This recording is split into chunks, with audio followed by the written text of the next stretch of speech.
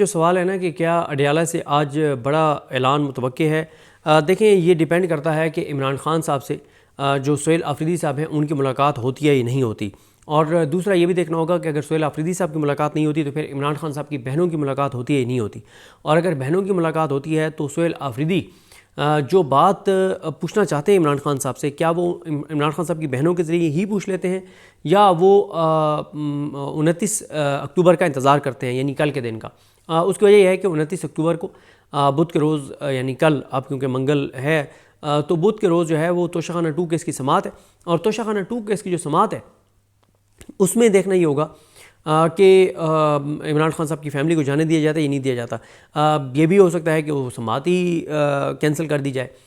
गो के ये भी अब मसला आ रहा है कि अगर उसकी समात कैंसिल करते हैं तो उसकी समात कब करें, क्योंकि तोशाखाना 2 केस का फ़ैसला अब सिस्टम ये चाह रहा है कि वो आ जाए, क्योंकि बहुत ज़्यादा डिले हो चुका है अलकादिर केस में इमरान खान साहब की ज़मानत की दरख्वास्त की समात। और आज ही सुप्रीम कोर्ट के बाहर तहरीक इंसाफ एक अवामी असम्बली लगाने जा रही है और जिसका मकसद यही है कि सुप्रीम कोर्ट ऑफ पाकिस्तान के जस्टिस जिया खान पर दबाव बढ़ाया जाए। देखें, जस्टिस जिया खान जो है वो आप देखें कि उन्होंने परसों जो है वो अपनी कारकर्दगी रिपोर्ट शाया की और उन्होंने उस पर इत्मीनान का इजहार किया, उन्होंने खुशी का इजहार किया, उन्होंने अपने आप को मुबारक दिया, तमाम इदारों का शुक्रिया अदा किया। आप अंदाज़ा लगाएं, मतलब सितम ज़रीफ़ी देखिए और पाकिस्तान के लोगों की बदनसीबी देखिए कि हम एक ऐसे वक्त के अंदर रह रहे हैं कि जहाँ पर जस्टिस जिया खान जो है वो सुप्रीम कोर्ट और अपनी कारकर्दगी से मुतमईन है, जस्टिस सरफराज डोगर अपनी और इस्लामाबाद हाई कोर्ट की कारकर्दगी से मुतमईन है, जस्टिस आलिया नीलम लाहौर हाई कोर्ट की कारकर्दगी से मुतमईन है और अपनी कारकर्दगी से मुतमईन है, मरीम नवाज़ अपनी और अपनी हुकूमत की कारकर्दगी से मुतमईन है, शहबाज शरीफ अपनी और अपनी हुकूमत की कारकर्दगी से मुतमईन है, चेयरमैन मोहसिन नकवी बतौर चेयरमैन PCB अपनी कारकर्दगी से खुश हैं। मतलब सरफराज बुगटी बतौर वज़ीर आला बलूचिस्तान अपनी कारकर्दगी से मुतमईन है।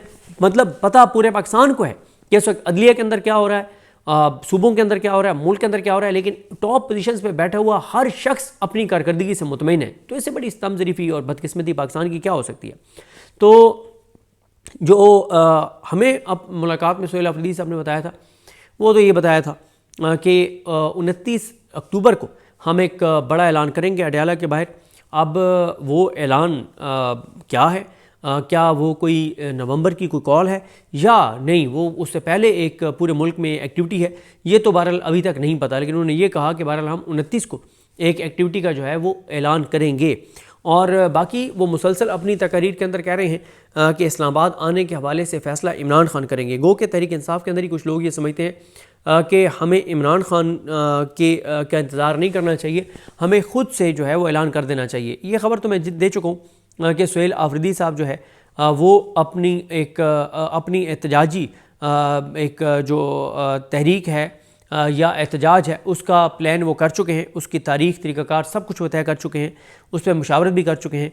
लेकिन वो एक बार इमरान खान की इजाज़त लेना चाहते हैं और वजह भी मैं बता चुका हूँ कि उसके नतीजे में जो वो करना चाह रहे हैं उसके नतीजे में हुकूमत भी गिर सकती है और दूसरा लोगों की जानें भी जा सकती हैं। क्योंकि हमने जो KPK के अंदर लोगों को देखा है, लोगों को गोली का कोई खौफ नहीं है। हमने लोगों से बारहा पूछा कि 26 नवंबर आपके सामने है, सानिया मुरीद के आपके सामने हैं, लेकिन लोगों के अंदर कोई खौफ नहीं है और लोग जो है वो उनके सेंटीमेंट्स कुछ और हैं। यानी सच्ची बात तो ये है कि मैं उनके सेंटीमेंट्स जो हैं, जो उनके जज्बात हैं, जो उनके एहसासात हैं, उसकी तफसील मैं अभी आपको नहीं बता सकता। उसकी वजह यह है कि फिर कहा जाएगा कि हम इश्तियाल फैला रहे हैं, हम एंटी स्टेट एक्टिविटीज़ कर रहे हैं। मैं आपको ये बता देता हूँ कि मैंने ये बात एक ट्वीट के रिप्लाई में की जब एक जर्नलिस्ट ने ये कहा कि ये जो सोहेल आफरीदी बड़ी बड़ी भड़के मारता है, तो बड़े बड़े दावे करता है, लेकिन इसको तो एक SHO ने रोक लिया था। तो मैंने आगे से क्या कहा उन्हें, मैंने कहा चाहिए बताएं कि अगर अडयाला के बाहर एक SHO ने रोक लिया तो क्या सोहेल आफरीदी उसको गोली मार दे,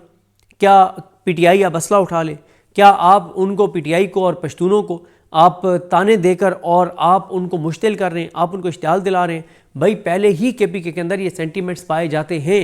ये बात हो रही है कि जनाब पुरअमन सियासी जद्दोजहद का रास्ता ख़त्म हो चुका है, पुरअमन सियासी जद्दोजहद का रास्ता बंद हो चुका है। हमें अब पुरअमन सियासी जद्दोजहद के रास्ते को तर्क करना होगा। लेकिन यहीं पे फिर PTI के लोग ये कहते हैं कि नहीं, इन आवाज़ों को मत इनकरेज करें, इनकी हौसला अफजाई मत करें, क्योंकि ये हमारे लिए ट्रैप भी हो सकता है। यानी हो सकता है जेन्युइनली लोग ये सेंटीमेंट्स हों उनके, लेकिन वो कहते हैं कि अगर हम सुलह जद्दोजहद करते हैं तो कल को तो यही कहा जाएगा कि हमें तो बैन कर दिया जाएगा, हमारे खिलाफ पूरा एक वो बना दिया जाएगा नैरेटिव कि ये तो मुसल्लह जद्दोजहद करने वाले हैं।